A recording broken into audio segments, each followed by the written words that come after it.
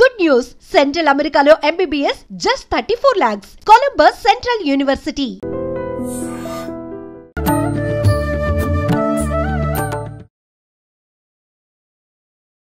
నమస్కారం, welcome to I dream. ధర్మ మార్గం విత్ విజిత కార్యక్రమానికి స్వాగతం. ప్రస్తుతం మనతో పాటు ఉన్నారు ప్రముఖ ఆధ్యాత్మికవేత్త, హనుమత్ మరియు శ్రీ విద్య ఉపాసకులు బ్రహ్మశ్రీ సిస్లా జయశంకర్ గారు. ఇప్పుడు గురుగారితో మాట్లాడి మరిన్ని విషయాలు తెలుసుకుందాం. నమస్కారం గురుగారు. గురుగారు, సుదర్శన మాలా మంత్రం యొక్క విశిష్టత చాలా ఉంది అని చెప్పి వింటూ ఉంటాం, కానీ చాలా తక్కువగా వింటూ ఉంటాం ఈ మంత్రం గురించి. అసలు ఈ మంత్రం అంటే ఎవరు చేయాలి? ఆడవారు మగవారు ఎవరైనా చేయొచ్చా? దేని గురించి ఈ మంత్రాన్ని చేస్తారు? ఈ మంత్రం చేయాలంటే నియమాలు ఏమైనా పాటించాలా? ఈ విషయాలన్నీ కూడా వివరంగా తెలియజేయండి. తప్పకుండా. సుదర్శన మాలా మంత్రం అనేది చాలా అద్భుతమైన మంత్రం. సుదర్శనుడు విష్ణుమూర్తి చక్రంలో, విష్ణుమూర్తి చేతిలో ఉన్న చక్రతాళ్వార్ అంటారు. సుదర్శన చక్రం అన్కంట్రోలబుల్ పవర్. సుదర్శన మహాజ్వాల కోటి సూర్య సమప్రభ అజ్ఞానాంధస్య మే దేవా విష్ణు మార్గం ప్రదర్శయ. సుదర్శనుడు మహాజ్వాల. ఆ జ్వాల ముందు ఎవ్వరూ తట్టుకోలేరు. అంటే శత్రువులు అనేవాళ్ళు నిలబడలేరు. కోటి సూర్య సమప్రభ. ఒక సూర్యుడి కాంతినే మనం తట్టుకోలేము, అలాంటిది కోటి సూర్యులు కలిస్తే ఎంత పవరో ఒక సుదర్శనుడు అంత పవర్. ఆయన ఏం చేస్తాడంటే మనలో ఉన్న అజ్ఞానాన్ని హరింపజేసి విష్ణు మార్గం ప్రదర్శయ, అంటే భగవంతుని చేరుకునే మార్గాన్ని ఆయన చూపిస్తాడు. సుదర్శనుడు. సు అంటే మంచి, దర్శనం అంటే దారి, చూపించేది, మంచి మార్గాన్ని, మంచి దారిని, మంచిని చూపించేది. అనేక రకాల అర్థాలు ఉన్నాయి దానికి. సో ఆ స్వామి ఏంటంటే, అంటే ఆ స్వామి అంటే విష్ణుమూర్తే, ఆయన అవతారమే, ఆయన అంశే, ఆయన శరీరంలో భాగంలోని అంశే కదా. సో ఆయనకి 16 చేతులు ఉంటాయి. 16 చేతుల్లోనూ 16 రకాల ఆయుధాలు ఉంటాయి. శత్రువులు ఆయన పేరు వింటేనే అక్కడ మసైపోతారు, అంత పవర్ఫుల్ అన్నమాట. విష్ణు మార్గం ప్రదర్శయ, భగవంతుడిని చేరుకునే మార్గాన్ని ఆయన చూపిస్తాడు. శత్రు బాధ నివారిస్తాడు, గ్రహ బాధల్ని నివారిస్తాడు, ఈతి బాధల్ని నివారిస్తాడు, బ్రహ్మాండమైన సంపదలను ఇస్తాడు, బ్రహ్మాండమైన సంపదలను ఇస్తాడు. ఆయన్ని కొలిస్తే జరిగే విషయం ఏంటంటే, ఆయన్ని కొలిస్తే చాలు, లభించదంటూ ఉండదు, తీరని బాధ అంటూ ఉండదు. అంతటి మహామహిమాన్వితుడు ఆ స్వామి. అయితే తప్పనిసరిగా ఈ మంత్రం చదువుకోవడానికి నియమనిష్టలు అయితే ఉంటాయి. ఎట్లా పడితే అట్లా, ఎక్కడ పడితే అక్కడ చదవకూడదు. ఓకే, ఏంటి గురుగారు నియమాలు? శుచి శుభ్రత కలిగి ఉండటమే. అంటే 10 సార్లు బాత్రూమ్ పోయి వచ్చినా కూడా చదువుకోవడము, లేకపోతే ఎక్కడ పడితే అక్కడ చదవడం అట్లా కాకుండా పొద్దున్నే ఇంట్లో స్నానం చేయగానే మంచి వస్త్రాలు కట్టుకొని చదువుకుంటే సరిపోతుంది. ఎటువంటి గ్రహ బాధలు ఉన్నాయి, ఎటువంటి ఇబ్బందులు ఉన్నాయి, ఎటువంటి ఈతి బాధలు ఉన్నాయి, ఎటువంటి వాళ్ళకి ఏ సమస్యను ఉండి, ఎటువంటి సమస్య అయినా సరే, ఎటువంటి శత్రు బాధ అయినా సరే, ఎటువంటి దరిద్ర బాధ అయినా సరే, ఎటువంటి అనారోగ్య సమస్య అయినా సరే, ఈ సుదర్శన మంత్రంతో తప్పకుండా వాళ్ళకి మేలు చేకూరుతుంది. సుదర్శనుడు అత్యంత పవర్ఫుల్ కాబట్టి శాస్త్రం ఏం చెప్తుందంటే, కృష్ణుడి రూపంలో ఆయన చూడమంటుంది. అంటే ఆయన రూపం మనకి కోటి సూర్యుల కాంతిని మనం చూడగలుగుతామా? చూడలేము. అందుకని శాస్త్రం ఏం చెప్తుందంటే, కృష్ణుడి రూపంలో సుదర్శనుడిని చూడమంటుంది. అంటే కృష్ణుని ఆరాధిస్తే సుదర్శనుడిని పూజించేటప్పుడు కృష్ణుడిని తలుచుకొని, ఆ రూపాన్ని తలుచుకొని, ఆ విగ్రహానికి, ఆ రూపానికి మనం పూజ చేసుకోవాలి. ఓకే. ఓం శ్రీం హ్రీం క్లీం కృష్ణాయ గోవిందాయ గోపీజన వల్లభాయ పరాయ పరమపురుషాయ పరమాత్మనే పరకర్మ మంత్ర యంత్ర తంత్ర ఔషధాస్త్ర శస్త్రాన్ని సంహర సంహర మృచోర్మోచే మోచయ ఆయుర్వర్ధయ వర్ధయ శత్రున్నాశే నాశయ ఐశ్వర్యం దేహి దేహి. ఓం నమో భగవతే మహాసుదర్శనాయ దీప్త్రే జ్వాలాపరీతాయ సర్వదిక్షోభణకరాయ హుంఫట్ బ్రహ్మణే పరంజ్యోతిషే నమః. సహస్రార హుం పట్ స్వాహ. గురువుగారు ఇంత సుదర్శన మాల పెద్దగా మంత్రం. ఉంది. మంత్రమా ఇది శ్లోకమా? మంత్రం ఇది సుదర్శన మాల ఇదంతా మంత్రం. చదవాలా?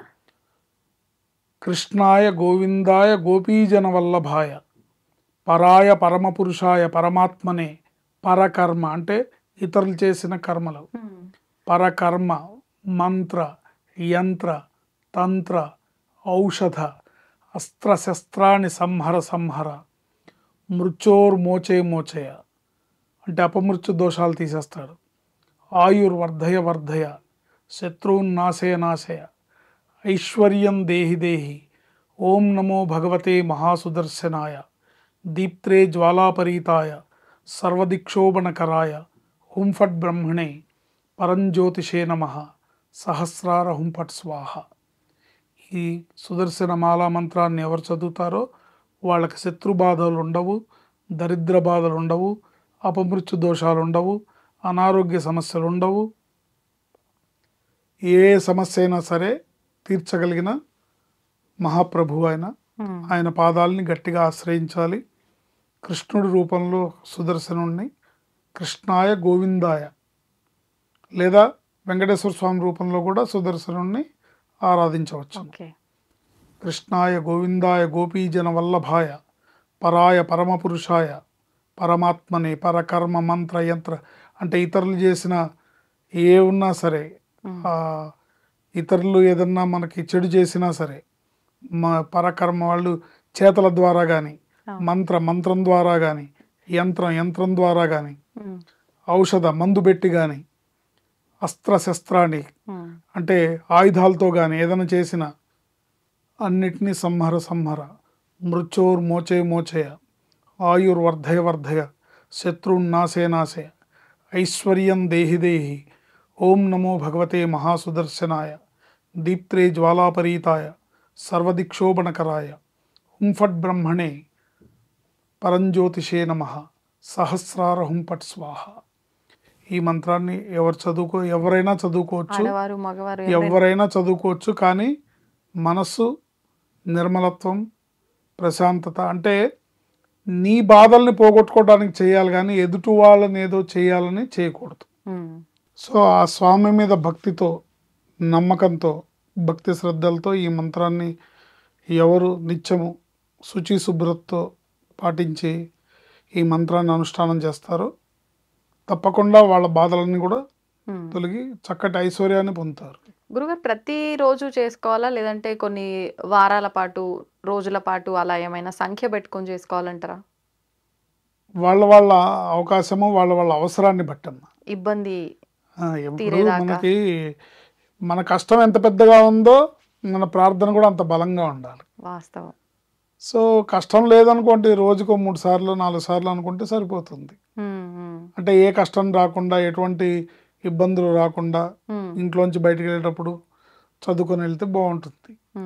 లేదు కష్టం ఉంది అన్నప్పుడు ఆ పలానా కష్టం గురించి సంకల్పం చేసి స్వామి నాకు ఈ కష్టాన్ని తీర్చు అని చెప్పి ఆయన్ని ప్రార్థించి ఈ శ్లోకాన్ని చదువుకోవడం వల్ల తప్పకుండా వాళ్ళు ఈ మంత్రాన్ని చదువుకోవడం ద్వారా ఎటువంటి ఆరోగ్య సమస్య అయినా, ఎటువంటి అపమృత్యు దోషమైనా, ఎటువంటి అనారోగ్య సమస్య అయినా, ఎటువంటి దరిద్ర బాధలు, ఇబ్బందులు, ఆర్థిక ఇబ్బందులు ఏమున్నా సరే అన్ని రకాలుగా కూడా ఈ స్వామి వాళ్ళని ఆ కష్టం నుంచి బయటపడేస్తాడు. గురుగారు ఇప్పుడు అంటే మనం చదివేది మంత్రము అని అంటే అది నోటి ద్వారా మంత్రాన్ని జపిస్తున్నాం కానీ మనం ఆరాధన అయితే చేయట్లేదు కాబట్టి, అంటే ఆహారం ఎటువంటి ఆహారం తీసుకున్నా కూడా ఈ మంత్రాన్ని మనం లేదమ్మా. లేదు పొద్దున పూట ఆహారం తీసుకోకముందు స్నానం చేయగానే చేయాలి.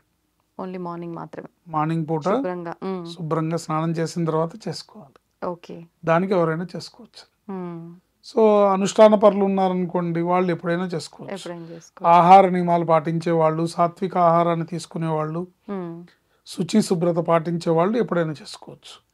లేదండి మేము ఆఫీస్కి వెళ్తాము, లేదా మేము పనుల్లో బయట తిరుగుతూ ఉంటాము, ఎక్కడ పడితే అక్కడ తింటూ ఉంటాము, అండ్ శాకాహారం మాంసాహారం అన్నీ తింటూ ఉంటాము అని అంటే కనుక పొద్దున పూట స్నానం చేయగానే స్వామి ముందు కూర్చొని, వెంకటేశ్వర స్వామి ముందు, కృష్ణుడి ఫోటో ముందు కూర్చొని ఈ మంత్రాన్ని జపించుకోవడం ద్వారా ఆ సుదర్శనుడి యొక్క అనుగ్రహంతో వాళ్ళ యొక్క అన్ని రకాల సమస్యలు తీరుతాయి. గురుగారు గురువు ఉపదేశం లేకుండా మంత్రాలు చేయడానికి వీలు లేదంటారు కదా, మరి ఈ మంత్రానికి పర్వాలేదంటారా?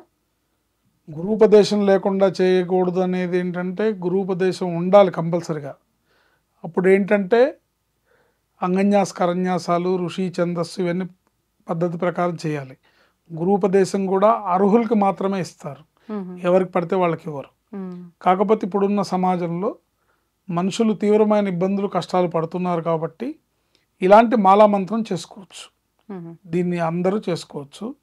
కావాల్సింది ఏంటంటే భక్తి శ్రద్ధలు, శుచి శుభ్రత. భక్తి శ్రద్ధలు కావాలి, స్వామి యందు పరిపూర్ణమైన భక్తి కావాలి, పరిపూర్ణమైన విశ్వాసంతో చేయాలి. తప్పకుండా వాళ్ళు మంచి ఫలితం, వాళ్ళ కష్టాల్లోంచి బయటపడతారు. ధన్యవాదాలు గురుగారు. ఆయుష్మతి భవ. తవ్వండి, తవ్వుతూనే శివలింగం. సరే దాన్ని అట్లా కప్పేసేయండి, చూపించదండి. Krishna is there. మూర్తి పూజ కాదు, సాక్షాత్ బ్రజేంద్ర నందన భగవాన్ ఉన్నారు మూర్తిలో. ఏమీ ఆశించకుండా ఆరాధించే వాళ్ళు కూడా ఉన్నారా ప్రభుజీ? నిజమైన భక్తి అంటే మనకు తెలియదు కాబట్టి